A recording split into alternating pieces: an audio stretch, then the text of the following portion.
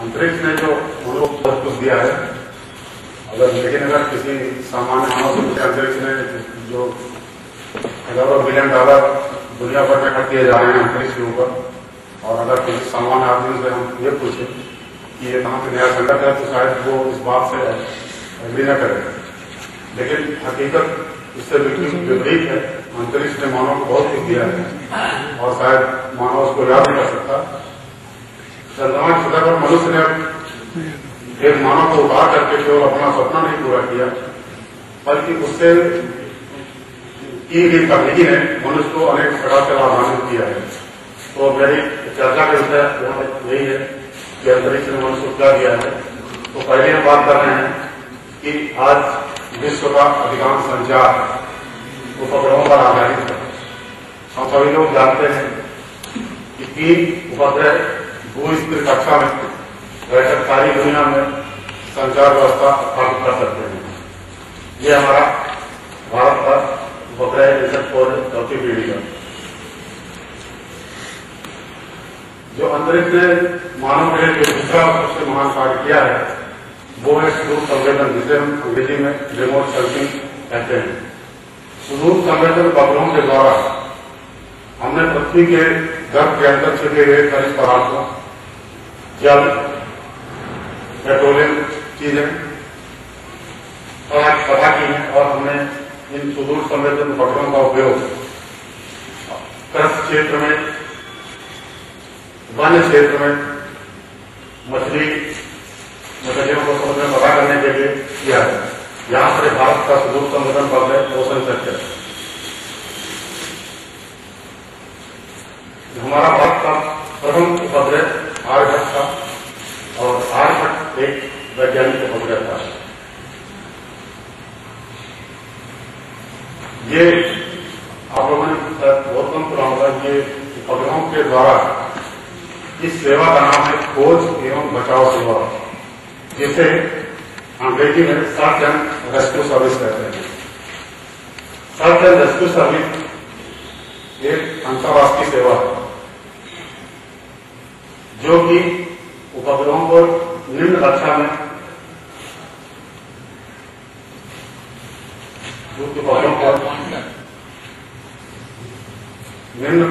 स्थापित करके की जाती है।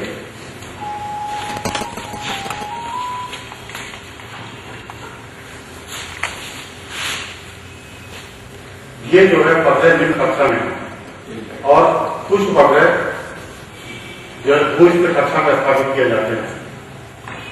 तो जो अंतर्राष्ट्रीय सेवा में दोनों प्रकार के उपग्रह शामिल हैं, और इस सर्च एंड रेस्क्यू सर्विस यानी खोज एवं बचाव सेवा में का भारत एक सदस्य है। ये सेवा कैसे काम करती है अभी हम आपको बता देते हैं, लेकिन आगे स्लाइड में आएंगे तो बताएंगे सेवा कैसे काम करती है।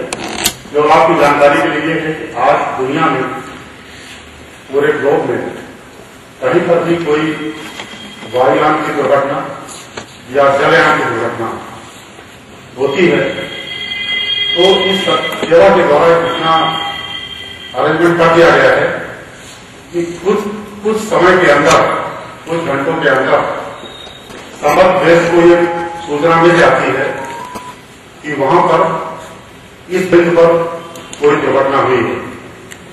बिंदु का मतलब यहाँ पर बहुत ही प्रिसाइज बात हो रही है। उस बिंदु का अक्षांश, देशांतर और मीन सी लेवल, ये 3 गणक देश को बता दिए जाते हैं कि आपके देश में इस बिंदु पर दुर्घटना हुई है। उस सूचना को पाते ही वो देश, ये सेवा उन्हीं को प्रदान की जाती है। मैंने पहले बताया कि जो अंतर्राष्ट्रीय सेवा के सदस्य हैं, तो उस बिंदु का पता करते ही वो देश अपने यहाँ राहत कार्य शुरू कर देता है। मीन सी लेवल, ऊंचाई उस बिंदु, हाँ, शांत देशांतर और मीन सी लेवल, ये बहुत ही इम्पोर्टेंट सेवा है। और ये सेवा पहले पृथ्वी की निम्न कक्षा के उपग्रहों के द्वारा की जाती है, जिसमें रूस और अमेरिका के उपग्रह हैं। इसलिए इसको कोस्मोस सातसठ सेवा कहते हैं। कोस्मोस सातसठ। तो हम इस चीज को, उसके बाद ये सेवा जो है भू-स्थिर कक्षा में भी प्रारंभ की गई।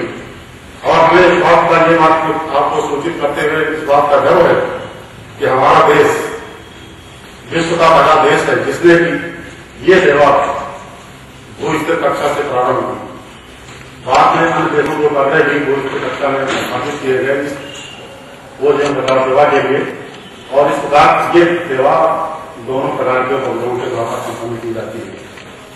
तो हमारा देश इसका सदस्य है और हमारा एक इसका सेंटर बैंगलोर में है और एक लखनऊ में है, और बहुत अच्छी तरह सेवा काम कर रही है और काफी हमारे देश में भी इस सेवा से काफी जाने बने हैं। ये एक्चुअल कैसे काम करती है मैं आपको आगे बताऊंगा, ऐसा चित्र है। देखिए, जो मनुष्य ने प्रगति के करने की कोशिश की है और काफी हद तक वो सफल भी हो गया है, लेकिन एक ऐसा क्षेत्र है भूकंप जिस पर अभी तक मनुष्य ठीक से हाथ नहीं रख पाया है, और या किसी तरह के सांख्यिकी आंकड़े स्टैटिस्टिकल डेटा कोई भी ऐसा बना नहीं पाया है जो कह सके कि यहाँ पर कब सुबह भूकंप नहीं आएगा, आ सकता है। तो इस और ये बहुत बड़ा विश्व में ये बहुत बड़ा चिंतन का विषय है कि जिस तरह हम कहते हैं कि कल बारिश होगी और इतनी बारिश होगी, कल हवा चलेगी, इतनी गति से हवा चलेगी और या वायुमंडल में इतनी ह्यूमिडिटी आवृत्ता होगी, इस बात को हम अभी भूकंपों के ऊपर जो है हम नहीं कर पाएंगे। इस चिंतन में विश्व के अनेक देशों को इस विषय में कुछ करने के बाद क्या अंत में 2003 में अमेरिका ने एक उपग्रह छोड़ा जिसका नाम है PatriotSat-1। इसी ये केवल है भूकंप का पता करने के लिए। इसके अलावा फ्रांस ने भी एक उपग्रह छोड़ा इसी के लिए, उसका नाम है D-Meter। तीसरा उपग्रह है रूस का जिसका नाम है Compass-2। ये तीनों उपग्रह छोड़े गए हैं और इनसे काफी अच्छे परिणाम प्राप्त हुए हैं, और उन परिणामों से ऐसी आशा है कि शायद आने वाले समय में हम भूकंपों का भविष्यवाणी उसी तरह कर सकें जिस तरह कहते हैं कल सुबह बारिश होगी या कल सुबह तूफान आएगा या कल हवाएं इधर से चलेंगी। इस इसका फिर हम आपको बताएंगे कि एक्चुअल ये सिस्टम क्या कैसे काम करता है और इसका बेसिक सिद्धांत क्या है।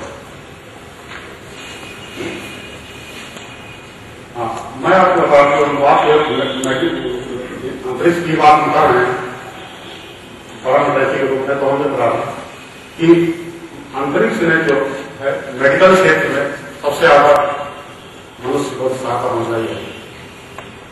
जैसे पेस मेकर जो आज हृदय रोगियों के द्वारा बढ़ने से उपयोग में आ रहा है, पेस मेकर कभी भी हृदय रोगियों के लिए नहीं बनाया गया।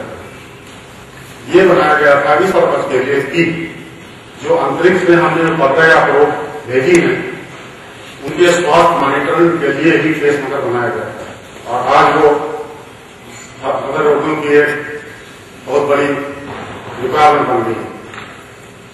तो उसी तरह सीटी स्कैन MRI होती है, आज बड़े बड़े अस्पतालों की बहुत बड़ी आवश्यकता बन गई है, और बगैर इसके जो है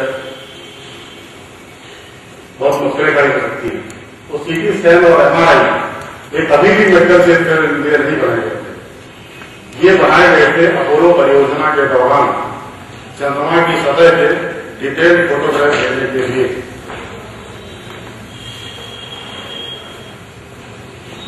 ये देखिए डायलिसिस मशीन जब विकसित की गई थी तो उसका किडनी पेशेंट से कोई रिश्ता नहीं बनाया गया था, क्योंकि मेडिकल क्षेत्र के लिए बनाई गई थी।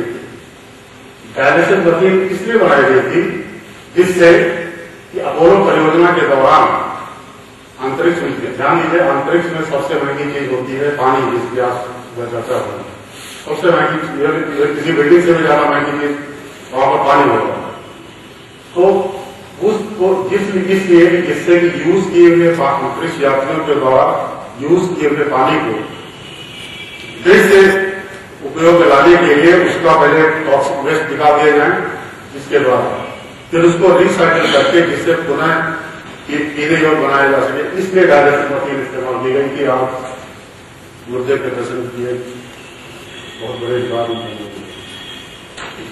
रिसाइकिल को पुनर्चक्रण। इसी तरह देखिए जो ये इंसुलिन पंप जो फिट किए जाते हैं मधुमेह के रोगियों के लिए, ये उस तकनीक पर आधारित है जो कि मंगल ग्रह के वायरल प्रोब के लिए डेवलप की गई।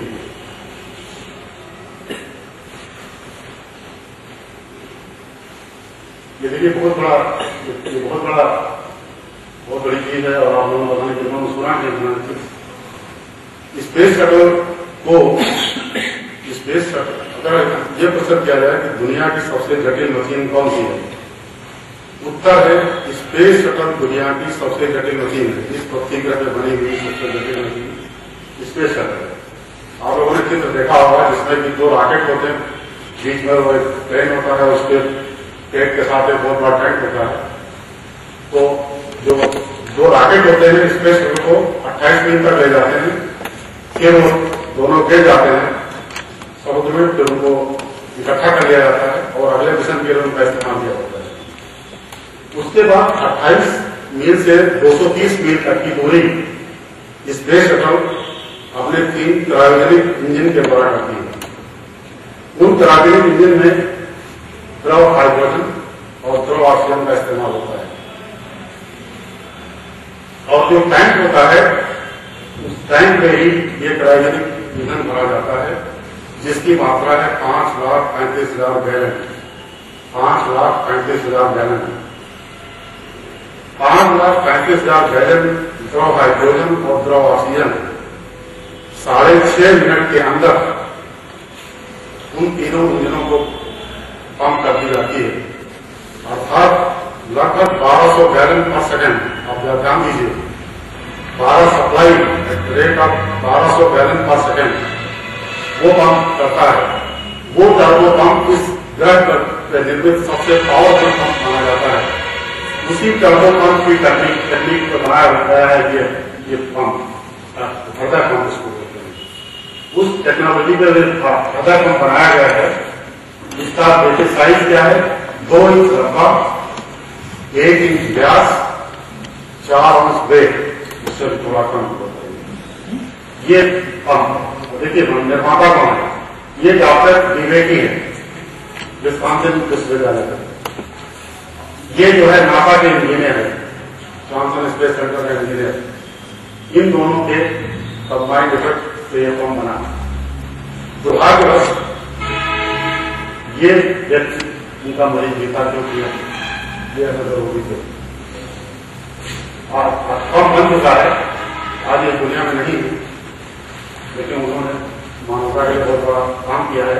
ये पंप इतना प्रचलित हुआ है कि ये इसकी विशेषता है कि ये 6 महीने तक हृदय के विकल्प के रूप में काम कर सकता है उन लोगों के लिए जो हृदय ट्रांसप्लांट के लिए किसी डोनर का इंतजार कर रहे हैं, जिसको मिलने कैसा है। तो इस प्रकार ये पंप यूरोप और अमेरिका में काफी पॉपुलर हुआ है, काफी यूज हो रहा है और लोग भी काफी बढ़ रहा है। ये पंप आपको हमने साइज बताया हुआ है कि इतना छोटा है, ये बच्चे की शादी में भी लगाया जा सकता है।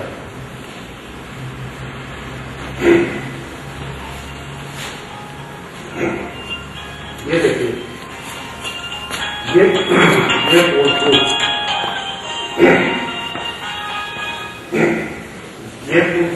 जिनको कनेक्ट कर चंद्रमा पर चले थे, अपना काम किया था, उन्हीं टूल को आज रेस कार के ड्राइवर इस्तेमाल कर रहे हैं जिससे कि वो इंजन की घीचों गर्मी से बच सके और इनका उपयोग न्यूक्लियर रिएक्टर टेक्नीशियन भी कर रहे हैं। ये देखिए ये कार्डियोवैस्कुलर सिस्टम है जो कि अंतरिक्ष यात्रियों के लिए डेवलप किया गया था। आज इसका प्रयोग फिजिकल थेरेपी और अंतरिक्ष यात्रियों को तैयार करने वाली मशीन के लिए किया जा रहा है। देखिए जो खिलाड़ी में जूते आज सारे धाव और पाइन दौड़ रहे हैं, बेसिकली उनका डिजाइन जो है अपोलो से लिया गया। अपोलो के दौरान तो चंद्र यात्री उन जूतों को पहनकर चंद्र सतह पर घूमे थे, ये डिजाइन उन्हीं से लिया गया है।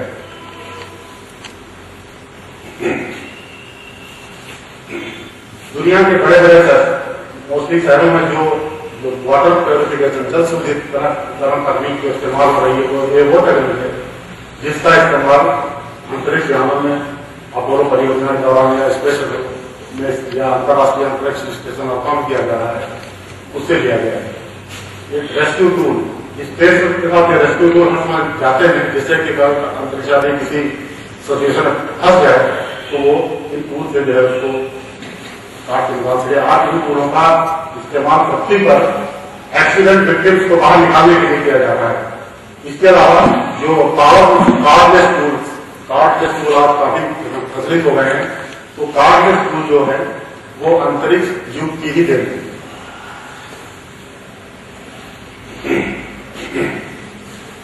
जो अंतरिक्ष तकनीकी ने जो बहुत बड़ा उपयोग मनुष्य के लिए प्रदान किया है वो है टेलीमेडिसिन। टेलीमेडिसिन का अर्थ है मरीज कहीं डॉक्टर कहीं।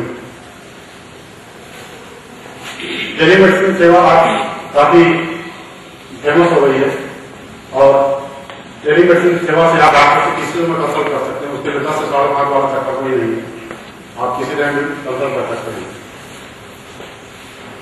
डॉक्टर अगर अमेरिका में है और आप यहां बैठे इलाहाबाद में बैठे तो कंसल्ट कर सकते हैं, वो भी किसी समय। ये देखिए किसने बात किया था एडुसेट उपग्रह, भारत का एडुसेट एक उपग्रह एडुसेट है जो कि पूरी तरह से शिक्षा के लिए समर्पित है और उसको कई विश्वविद्यालय और संस्थान शिक्षण कार्यों के लिए, टेलीमेडिसिन के लिए और शिक्षा के लिए इस्तेमाल कर रहे हैं। यहाँ पर भारत में टेलीमेडिसिन कार्यक्रम दिखाया गया है, हमारे देश में किया जा रहा है एडुसेट उपग्रह।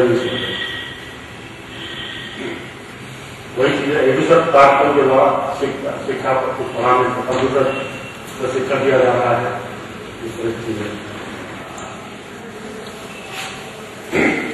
आपको मैंने बताया था जो सच है जस्टिस और बहुत आवश्यक सेवा है। और देखिए इसमें ये दिखाया गया है कि ये दोनों खबरें आपको बताया कि निम्न कक्षी और भूस्थ कक्षी। अच्छा, आप यहाँ पर देखिए ये जलपोत है, ये दूसरा है, हमने वायुयान दिखाया नहीं। इनमें क्या होता है कि एक खास तरह का उपकरण लगा होता है जिसको हम कहते हैं बीकन ट्रांसमीटर। इसका नाम है बीकन ट्रांसमीटर, जो जिनकी आपत्तियां दी हुई ये तो हम ये 4 कक्षे मेरा कार्य जो है 460 मेरा कार्य जिसको हम यूज करते हैं। अब देखिए क्या होगा जब ये विकल्प जो भी यूनिट इस सेवा का इस्तेमाल करेगी वो अपने साथ रखेगी या लगातार वही भी अगर ऊपर जा रहे हैं घूमने फिरने तो वो भी अपने साथ ले जाएंगे। अब क्या होगा अगर ये एक्सीडेंट होता है या दूर रहता है या वायुयान का दुर्घटना होती है तो धक्के से ये उपकरण अचानक काम हो जाता है। मान लिया नाम हो पाया तो कोई अच्छे एक्सीडेंट हुए और लोग उसको खुद काम कर देते हैं तो क्या होगा कि तुरंत जो है ये फ्रीक्वेंसी उस दुर्घटना को सिलाई से ट्रांसमिट होना शुरू हो जाएगी, उससे डिले होना शुरू हो जाएगी। जब ये फ्रीक्वेंसी ऑपरेशन शुरू हो जाता है तो केवल एक फ्रीक्वेंसी नहीं जाती उसके साथ, बल्कि उसके साथ इस जगह का अक्षांश क्या है, देशांतर क्या है और यहाँ पर इसकी ऊंचाई क्या है, ये 3 सूचनाएं एक साथ उसके साथ जा रही है। उपग्रह को रिसीव करता है। उसके बाद अगर ये उपग्रह रिसीव करके तुरंत जो है उसके कंट्रोल रूम भेजता है। कंट्रोल रूम उस सूचना को पाते ही समझ लेता है कि दुर्घटना क्योंकि स्टेशन बनाया गया है किसी पर्पज के लिए, दूसरा कोई इसके लिए सामान्य संचार वगैरह का चक्कर इसमें नहीं है, तो ये समझ लेता है कि इस जगह पर कोई कुछ हुआ दुर्घटना और कुछ हुई है तो ये तुरंत अपने पूरे डेटा बैंक चेक करता है अक्षांश और देशांतर और मिली से बेसिस पे ये कहाँ ये पॉइंट कहाँ है तो पता करेगा कला देश में पॉइंट है। इमीडिएटली वो देश जो उस देश का जो कंट्रोल रूम होगा इस तरह से सेवा उसको तुरंत बताएगा कि हमारे यहाँ कुछ हुआ है और तुरंत हेलीकॉप्टर जो जैसे भी उनको राहत इस तरीके से जान की रक्षा करते हैं और इसी तरह कोई सेवा भी ऐसे काम करते हैं। ये बड़ी इंपॉर्टेंट सेवा है। आपको डेटा हमारे पास में काफी डेटा नहीं डेटा मैं आपको बताती हूँ। भारत में भी कई ऐसे बचाए हमारे बंगाल खाड़ी से कई बताए गए हैं और उसे दूसरा वाला अरब सागर से भी कई बताए गए काफी काफी से दी गई और लगभग और देशों के लिए डेटा बनाना कोई है। ये देखिए ये बहुत इंपॉर्टेंट है।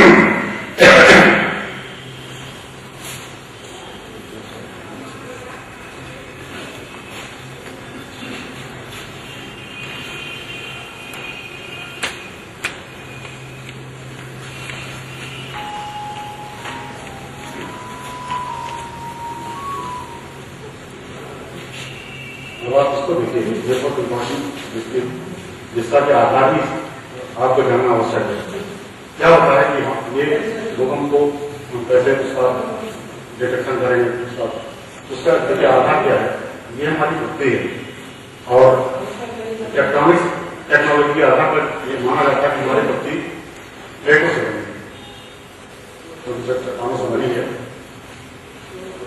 और ये उपग्रह जितने मार बने एक उपग्रह जो तीनों उपग्रह छोड़े गए हैं, उसमें एक ये दो और छोड़े गए हैं, उनका सिद्धांत काम करने का यही है कि वो कैसे काम करते हैं जवाब को दूंगा।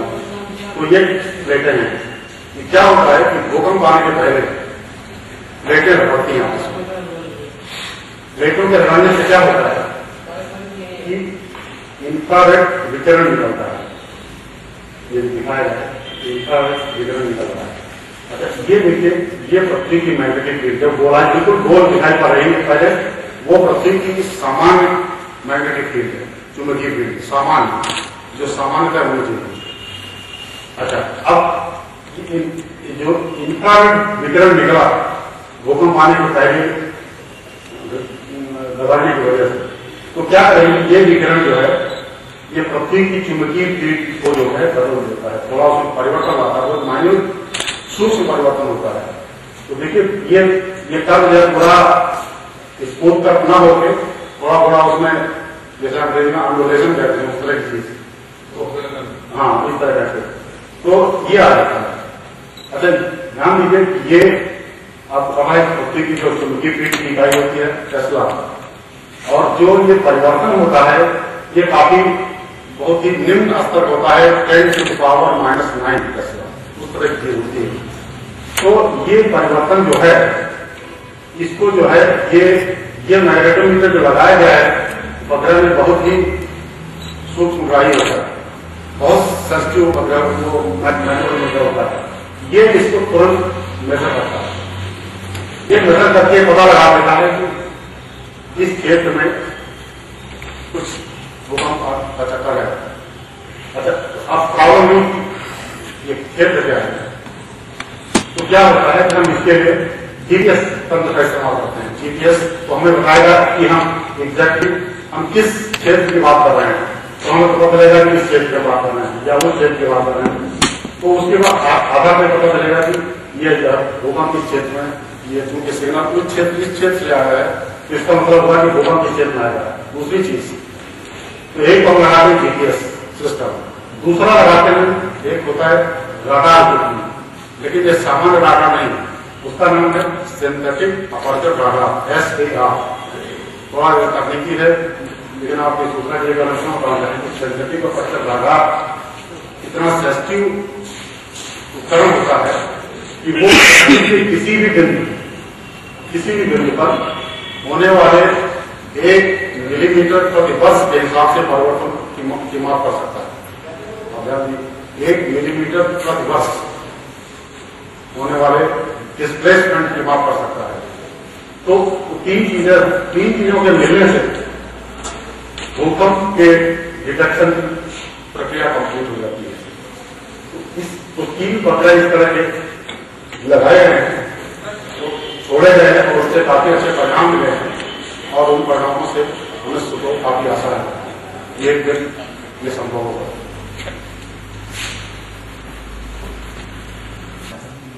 जिससे सौर ऊर्जा उपग्रह जो पृथ्वी में जो सबसे बड़ी प्रॉब्लम है, हमारी पृथ्वी में बिजली की समस्या है, सबसे बड़ी समस्या है और सारे विश्व में इसकी समस्या है।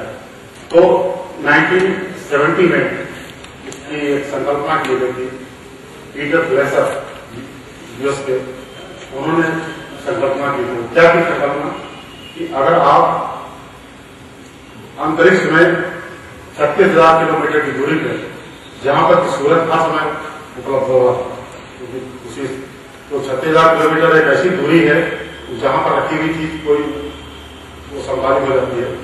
तो उन्होंने 36,000 किलोमीटर दूरी पे आप अगर तमाम कई एकड़ सोलर सेल वहां पर फैला दें और उनसे जो सूरज की किरणें पड़ेंगी, उससे जो बिजली पैदा होगी उसको पृथ्वी को भेजें और उसको इकट्ठा करें, तो आप जो है विशाल मात्रा में बिजली पैदा कर सकते हैं। कैसे करेंगे?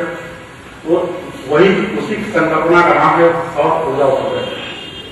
सौर ऊर्जा उपग्रह में क्या होता है कि समझिए कि कई एकड़ के सोलर पैनल होंगे जिनमें कि करोड़ों की संख्या में सोलर सेल लगे होंगे। अब ये क्या है, सूरज की असर पड़ेगी और बिजली पैदा होगी। उसके बाद उस बिजली को क्या करते हैं कि हम उसको माइक्रो ऊर्जा में परिवर्तित करेंगे। माइक्रो ऊर्जा मतलब 2000 से 2500 मेगाहर्ट्ज को माइक्रो ऊर्जा कहते हैं। तो और वो कई टुकड़ों में पृथ्वी को जाएगी, ऐसा नहीं कि साथ चली जाएगी। तो ये जाएगी फिर, तो ये उपग्रह जो होगा करीब होगा, उसका एंटेना जो होगा करीब 1 किलोमीटर तक, उसका एंटेना होगा 1 किलोमीटर व्यास का और उपग्रह होगा करीब 7-8 किलोमीटर लंबा। तो उसमें तमाम इलेक्ट्रॉनिक हार्डवेयर वगैरह सब होगा। उसके बाद जो पृथ्वी में जो रिसीव होगा वो भी करीब 15-20 किलोमीटर लंबा स्टेशन होगा और उस जो पृथ्वी में जो रिसीव करेगा स्टेशन, उसको हम नाम दिया गया है रेक्टेना उसको बोलते हैं। तो ये वहां पर कई टुकड़ों में रिसीव की जाएगी। उसके बाद सारी को इकट्ठा किया जाएगा और माइक्रोवेव ऊर्जा को पुनः विद्युत ऊर्जा में परिवर्तित किया जाएगा और उसके बाद उसका डिस्ट्रीब्यूशन किया जाएगा। सौर ऊर्जा उपग्रह के द्वारा जो पैदा की ऐसी आशा की जो बिजली पैदा की जाएगी, उसके स्टेशन जो होंगे वो छोटे मोटे नहीं होंगे, 1 मेगावाट या 2 मेगावाट इस टाइप नहीं होंगे, वो होंगे से 5 गीगावाट है, 5000 मेगावाट 10,000 मेगावाट की तरह के ये स्टेशन होंगे। तो दुनिया की बहुत बड़ी महत्वाकांक्षी की परियोजना है, तो जिससे निजी स्तर पर काम चल रहा है। तो दो हमने आपको बताया कि जो मनुष्य अंतरिक्ष से जो अपेक्षाएं की हुई है उनमें पहली हमने आपको बताया था और दूसरी जो है भूकंप का डिटेक्शन था और दूसरा था सौर ऊर्जा उपग्रह।